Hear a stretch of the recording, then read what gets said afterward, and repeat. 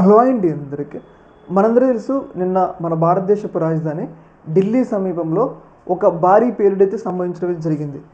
ఈ పేలుడులో దాదాపు 10 మంది చనిపోయారు, 30-40 మంది సీరియస్గా ఇంజూర్ అయి హాస్పిటల్లో చికిత్స పొందుతున్నారు. అయితే ఇంత పేలుడు జరగడానికి ప్రధాన కారణం ఏంటి? మొదట అందరూ ఏమనుకున్నారు అంటే ఢిల్లీ అనేది ఒక కాలుష్యమైన ప్రాంతం కాబట్టి అక్కడ సిఎన్జి వాహనాలు వాడతారు కాబట్టి సిఎన్జి వాహనాలు బ్లాస్టింగ్ ఏమైనా అయినాయా, అందుకోసం ఈ బ్లాస్టింగ్ సంభవించిందా అని చెప్పేసి అందరూ అనుకున్నారు. కాకపోతే ఆ పేలుడు తీవ్రత చూసినట్లయితే ఒక సిఎన్జి వాహనం పేలితే అంత తీవ్రత ఉండదు. చుట్టుపక్కల దాదాపు 100 మీటర్ల వరకు కూడా ఆ యొక్క విస్తృతి అంటే ఆ యొక్క ప్రభావం కనిపించింది. అంటే పేలుడు తీవ్రత ఏ స్థాయిలో ఉందో మనమైతే అర్థం చేసుకోవచ్చు. అంటే దీన్ని బట్టి మనకు అర్థమవుతుంది ఏంటంటే అది ఖచ్చితంగా సిఎన్జి వాహనం బ్లాస్టింగ్ కాదు, అది ఖచ్చితంగా కొంతమంది ఉగ్రవాదులు ఐఈడి బాంబులు పెట్టడం వల్లే అంత పెద్ద స్థాయిలో తీవ్రత సంభవించింది అని చెప్పేసి ప్రాథమికంగా పోలీసులు కూడా నిర్ధారణకైతే రావడమే జరిగింది. అయితే ఇంత పెద్ద స్థాయి ఉగ్రకుట్ర ఎప్పుడు కూడా మనం ఉగ్ర కార్యకలాపాలు ఎక్కువ జమ్మూ కాశ్మీర్ రాష్ట్రంలో చూస్తాం. అయితే అక్కడ కాకుండా మొదటిసారి మన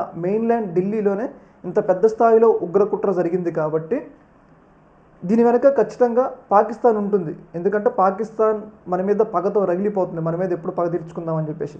అలాంటిది దీని వెనక పాకిస్తాన్ ఉంటుంది అని చెప్పేసి మనకైతే క్లియర్గా తెలుసు. అక్కడ ఉగ్ర సంస్థలు జైషే మహమ్మద్ కానీ లష్కర్ ఏ తోయిబాలు వాళ్ళు ఇప్పటికే మనకైతే వార్నింగ్లు అయితే ఇచ్చారు, మీ మీద ప్రతీకారం తీర్చుకుంటామని చెప్పేసి. అయితే అలాంటి సమయంలో మన భారతదేశం ఇప్పటికే వార్నింగ్ ఇచ్చింది. పహల్గామ్ అటాక్లో ఆపరేషన్ సింధూర్ ముగించే సమయంలో ఒక వార్నింగ్ ఇచ్చింది, ఇంకోసారి కనుక మా భారతదేశం మీద మీరు కనుక ఇలా బాంబ్ బ్లాస్ట్ చేసినట్లయితే ఖచ్చితంగా ఆపరేషన్ సింధూర్ ఆటోమేటిక్గా మొదలవుతుందని చెప్పేసి వార్నింగ్ ఇచ్చారు. కాబట్టి ఇప్పుడు మరి ఆపరేషన్ సింధూర్ మొదలవుతుందా లేదా అనేది చూడాలి. ఎందుకంటే ఖచ్చితంగా మనకి అక్కడ పరిస్థితులు చూస్తుంటే ఇది ఖచ్చితంగా ఉగ్ర కుట్రే, దీని వెనక పాకిస్తాన్ ఉందని చెప్పేసి ప్రాథమికంగా నిర్ధారణ అయింది. కాబట్టి ఖచ్చితంగా మరి ఆపరేషన్ సింధూర్ మొదలవుతుందా లేదా అనేది చూడాలి. అయితే మన భారత ప్రభుత్వం ఒక తప్పు చేసింది. ఆ తప్పు ఏంటంటే ఆపరేషన్ సింధూర్ పహల్గామ్ అటాక్ అప్పుడు ఆపరేషన్ సింధూర్ ముగించే సమయంలో మనం మంచి అప్పర్ హ్యాండ్ ఉన్నాం, పాకిస్తాన్ మీద ఒక ఆధిపత్యం సాధించడం.